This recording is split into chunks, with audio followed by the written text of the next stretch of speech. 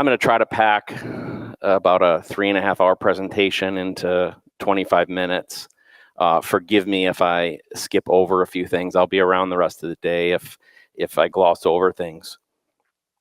But I want to start by saying, as Mel said, I've been around for a long time. It's always kind of startling to look at a photo of yourself from 25 years ago and where you are now. It's I don't know how many of you, but a lot of young people here, so you may be looking at yourself when you were in 3rd grade and it doesn't feel so bad. But when you're 60 and you look back 25 years, it feels a little different.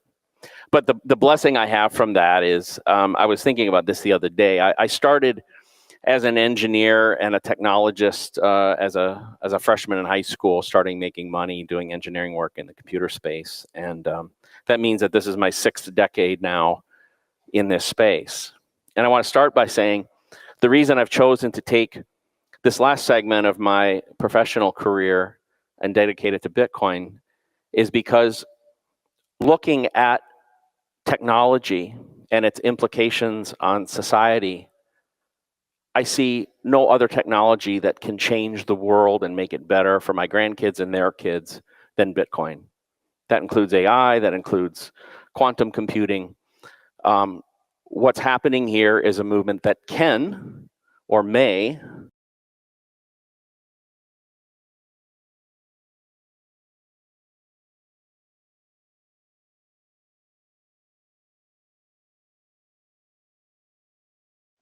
All right, guys, we're trying to figure out what's going on over here.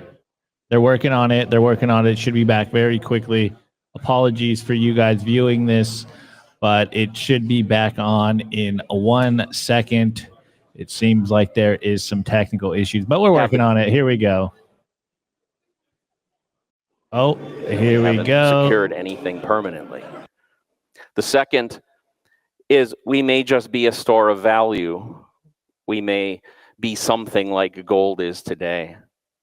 The third one is we become a monetary network that's important in the world, but it's captured, meaning essentially the same type of players that control the global network today control the Bitcoin network. Or the fourth is the vision that we sell, which is a free, independent, censorship-resistant, borderless, immutable chain that's open to everyone. Now, what I'm here to talk about is, in large part, what are the factors that will determine that, and what risks can we see right now? I think we're in the moment we're all, when I say all, kind of the community, we're very caught up in Bitcoin, the asset, and all these wonderful things that are happening. All this focus on things like strategic Bitcoin reserves and the ETFs and the price.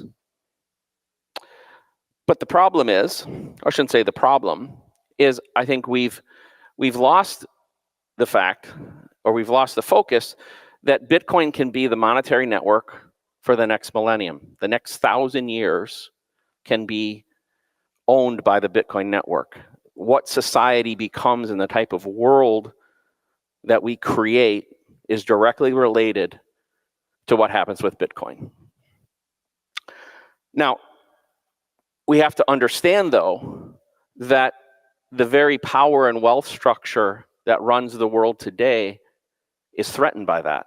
And how they react to this, we're still in the very, very early days of it. And I think what we'll see is a lot of different ways in which they react.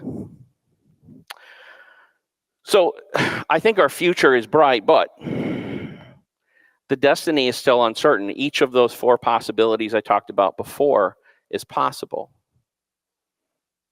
For me, I think failure is still a distinct possibility. Personally, I put that probably around a 25% chance that, you know, over the next couple decades, it could completely fail. Others, for instance, Luke Dasher, who I work a lot with at Ocean, he only puts it at like a 5% chance of success.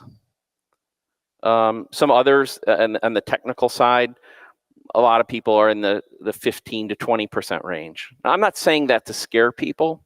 And part of when we talk about those statistics, especially from the other guys, a lot of it has to do with not fulfilling the fourth the fourth vector. In other words, they would view everything as a failure if it doesn't fulfill its full destiny.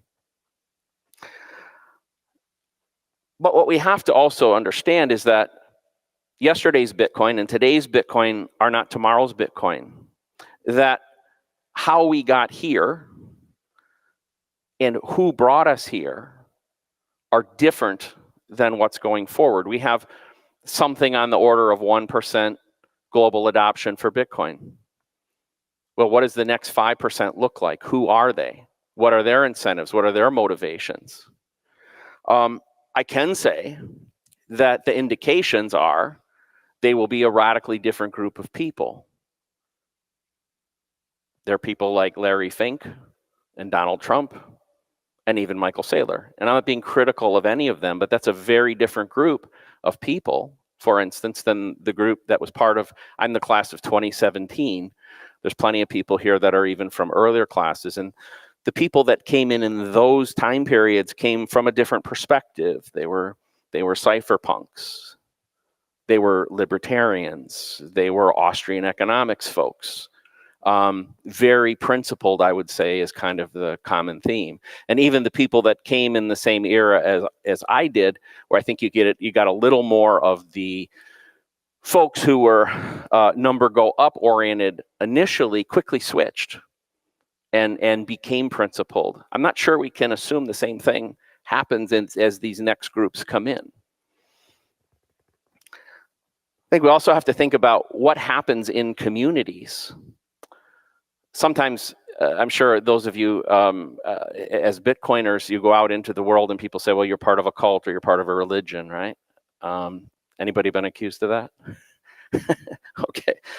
Well, I think there is a certain element of truth. I think that the fact that we come to a conference like this, we share something similar to a religion. You know, religions all have churches or temples or mosques. So there's this sense of community. You know, people want to come commune with like people. I think that's why we're here. But what you also find about religions, if we look at just the Abrahamic religions, Judaism, the Islam, and Christianity,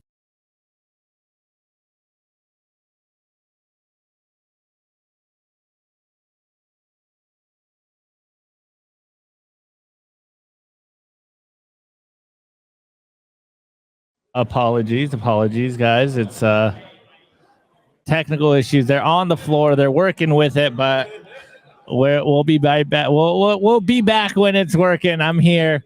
I'm here babysitting the stream. I do have Rustin. We were actually talking here. Are we back? Okay, now we're back. We're not fulfilling Satoshi's vision. I say this because I think as you go forward, I want you to remember that these people are coming in with different perspectives and different incentives. And as best as we can, we need to try to keep the principles that I think have brought most of the people here in place. See, we have this changing landscape. And I think this is what I think you guys can probably see at least some of this very front and center. The institutional participation is increasing greatly. We say Bitcoin is for everyone or Bitcoin is for anyone. But I think in those terms, it's important to note that anyone could be an organization. It's not just people. You know, to date, Bitcoin has been a very individual kind of centered thing. I bet a lot of people have read books like The Sovereign Individual within our community. It's a very common thing. But when you come from an organizational perspective, they won't have read The Sovereign Individual. They won't think like a sovereign individual. Mel mentioned some of the things, my experiences taking a company public and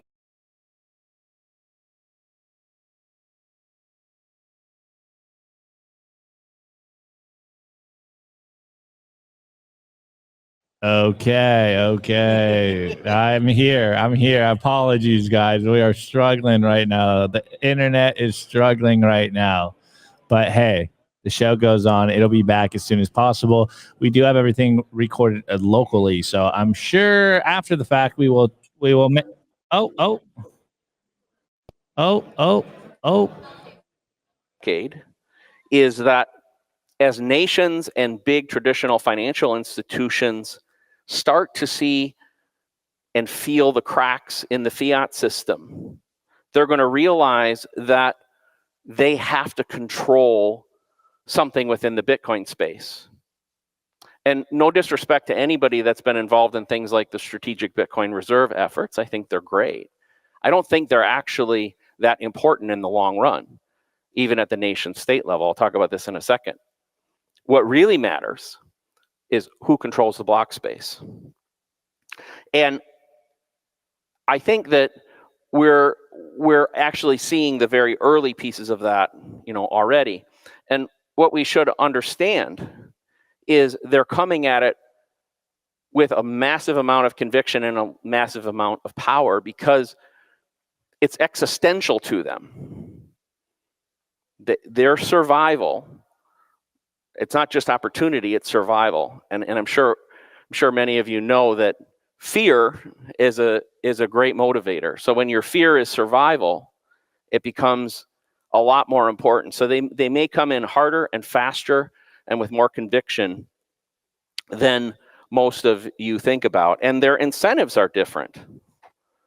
I need to take just a minute because I'm going to talk about block space a bit here, and I'm going to try to go really quickly. But block space, to me, is the heart of everything that's going to happen in Bitcoin over the next decade and maybe even over the next several centuries.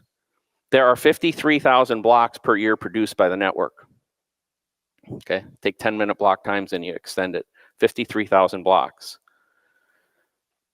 Those blocks have a finite size. We had a whole block size war about that. It's 4 million weight units, or about 4 megabytes. But more importantly, if you extrapolate the whole thing out, it means that in the end there are about 200 to 250 million base layer settlements or resolutions that can occur. So that's it. And I don't think that number will change much, at least not in any foreseeable period of time. So that means who controls those? For the 8 billion people and the 330 million corporations in the world has a tremendous amount of power and a tremendous amount of responsibility. So I believe that it's going to change a lot of perspectives. One is for the miners. So first I want to define a miner. What you probably think of when I say miner, you probably think of hashers. Okay, you probably think of an organization, for instance, like Riot. Riot is not a mining company. CleanSpark is not a mining company. They are hashing companies. Mining occurs at the pool level. To be a miner, you must run a node. You must manage a mempool. You must create block templates, meaning what you're gonna decide what.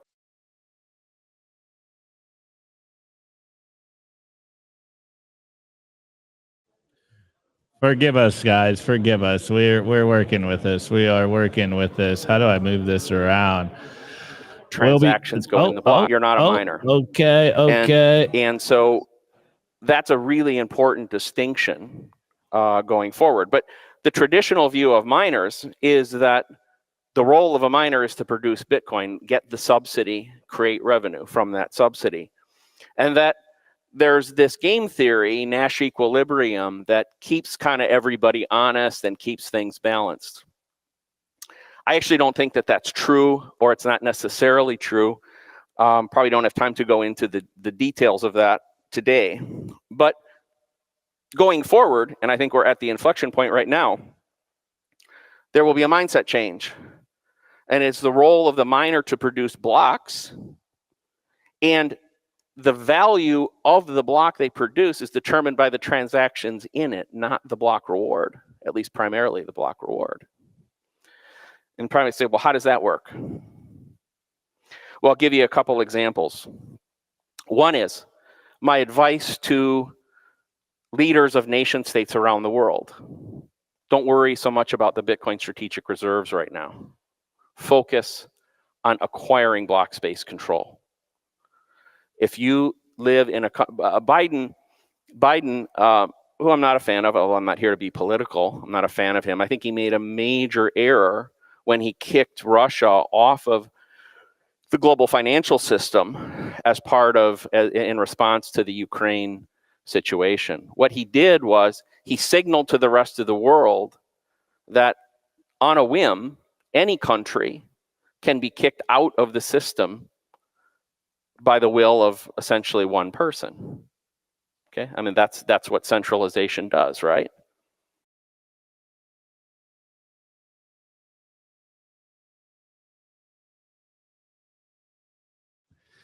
I'm here, guys. We'll get this worked out right now. Right now, we are hanging out here. I don't know, Dom. You want to pop in here real quick? Pop on over here. Let's hit this. Let's hit this for the stream. Dom, no joke, guys. Dom has been hassling me all day. He's like, "Yo, Opti, when are we gonna get some real content?" Oh, are we back? Are we back? Let's see. Let's see this. I rug pulled Dom again. A country like Israel always is concerned about its survival. They have a GDP equal to 0.5% of the world's GDP. And my advice to them, go get block space control. So you control 0.25% to 0.5% of the world's blocks. If you ever get economically blockaded by the rest of the world or major factions within the world, you will then have, on average, something between 10,000 and 20,000 Bitcoin transactions that you control every single week, that you can do the business of the nation and the citizens and the corporations of the nation. It's the only path to true economic sovereignty. Now, in the interest of time, I want to extend this and say companies like Wells Fargo will do the same thing for their big customers. Companies like American Express will do the same thing. They need it to retain customers. They need it to have a voice. They of course, get Bitcoin directly from the Coinbase transaction. They don't have to worry about rehypothecation. They don't have to worry about the coin's history. So we're going to end up in a world with three types of miners. The elephants, that I call the elephants, Mel referred to one of the articles I wrote, the big guys, I think are going to be nation states and big financial services companies. I think there is a massive importance to the rabbits and the horses given that that's going to happen.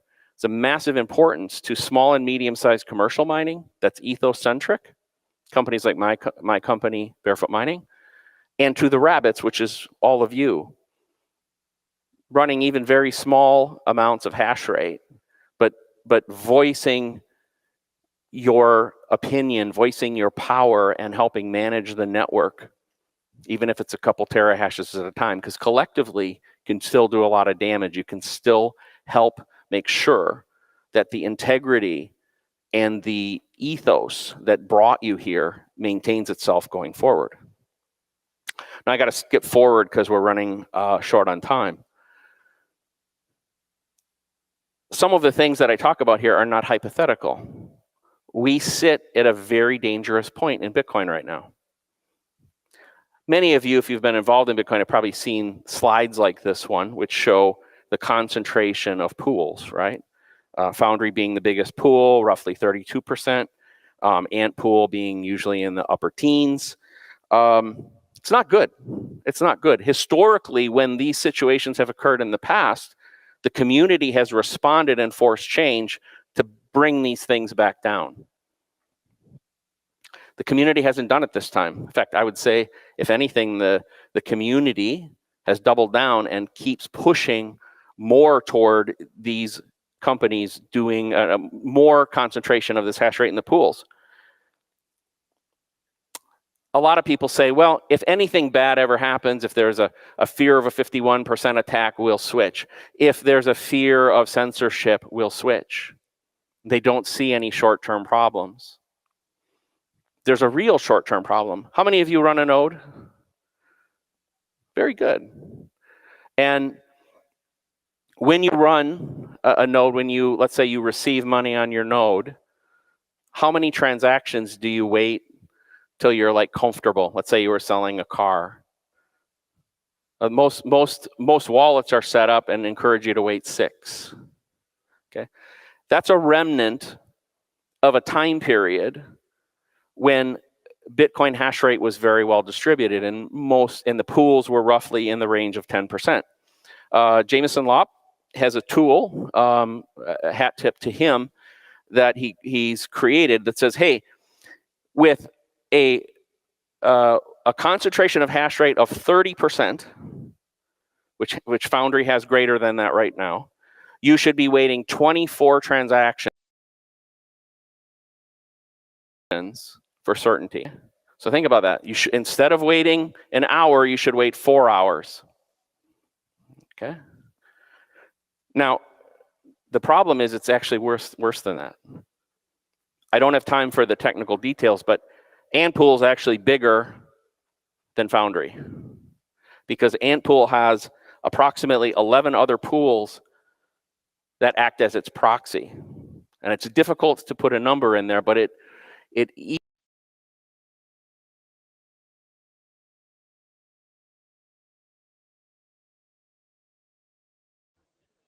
We're back, and actually not going to rug pull Dom. So, Dom, you're live. You're live. We're in the corner. We're holding down some space here. Dom, how you doing, bro? I'm good.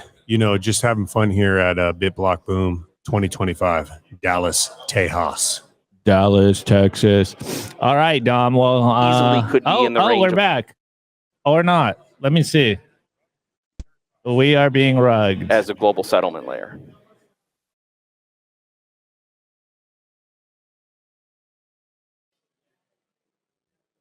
Maybe not back. I guess we are going to do your idea of real-time commentary. Oh, sick. I love this. Is epic to be able to Don't say anything too bad. Okay. All right, we're watching Bob Burnett live. Yeah, we're live. Yeah, we're live. There's some trouble on the main floor, so you're stuck with us for right now. We are locally recording everything. We will figure out how we upload all this stuff, because I think this was a great speech by Bob. Unfortunately, there is some technical issues that we are working out live. We do this live. We are troubleshooting live as we speak. So hopefully they are going to pull a rabbit out of the hat. I don't know what's going on over there. I am hearing in the private chat that they are doing something. Oh, are we back? Let me see. Actions or so. I just sent $500 worth of Bitcoin to somebody earlier this week to buy some art. And I felt good about the transaction after about 10. Okay. Now, talk about another problem. The word hodl, I think it's a very endearing term within the community. But there's a problem with it. And the problem is that I think it facilitates an attitude that you buy Bitcoin and you sit on your couch and do nothing, and you're just going to get rich. Okay? Bitcoin is a participatory ecosystem. If you buy Bitcoin and you do nothing, at a minimum, you're selfish. You're assuming other people will run the nodes. You're assuming other people will mine the Bitcoin. You're assuming other people will do the education. Assuming other people will fight against the governments. You have to do something. If what we have is an attitude where everybody hodls, it's the same as being in a country where nobody votes. Nobody runs for office. Nobody serves on jury duty. But what happens to a country that has citizens like that? It collapses. Okay. Now, you guys are here. You've taken your time. You've spent your money. So you're not the problem. Okay. I applaud you all for being here. And hopefully you're out there now somewhat evangelizing and educating as well. But you're not doing nothing. And like I said, I applaud that. But there are lots of threats. I talked about two, which is the pool centralization and block space control and the hodl attitude, but there's a whole bunch more. I'm actually literally hitting 0 right now from the backstage. So, but We need people running nodes. Had a great number of hands that went up about node running. Let me ask the next question though. How many of you are using something other than the default settings on your node? Okay. So I applaud you all for running nodes, so many of you do, but you're not really voting. Okay? And part of it may be you don't know what to do yet. So, you know,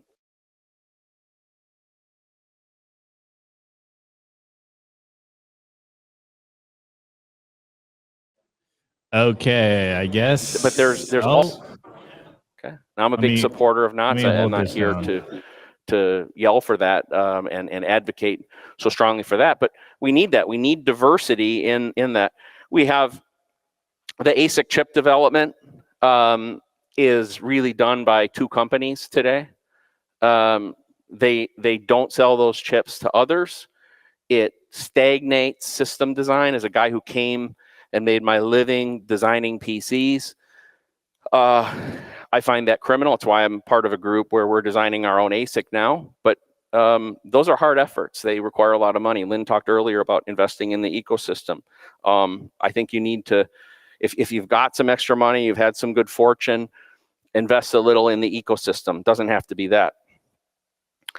I'm going to skip forward again in the interest of time, but the last thing is what is the main message that I want you to leave with is don't feel too comfortable. Don't feel too secure. Don't feel like you've won anything. You know, we're you know, I'm trying to use some sports euphemisms, but you know, we're in the first inning of a 9-inning game, and yeah, maybe we just scored 4 runs, but we didn't win the game yet. We have no idea what's coming ahead. So we have to stay vigilant. We have to fight for Bitcoin. This will not come easy. I mentioned earlier, the world's power and wealth infrastructure will either try to stop us, which I think they spent a couple of years trying to do. And if they can't stop us, they will co-opt us. Okay, and that's probably the greater threat, is somebody co-opting Bitcoin and not giving us the opportunity to fulfill our full destiny.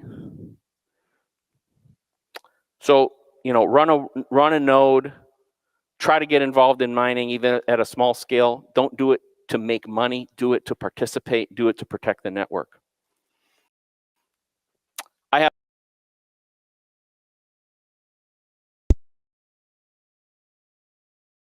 I'm here. Don't you worry about it. We're seeing what's going on. Act like a citizen of Bitcoin.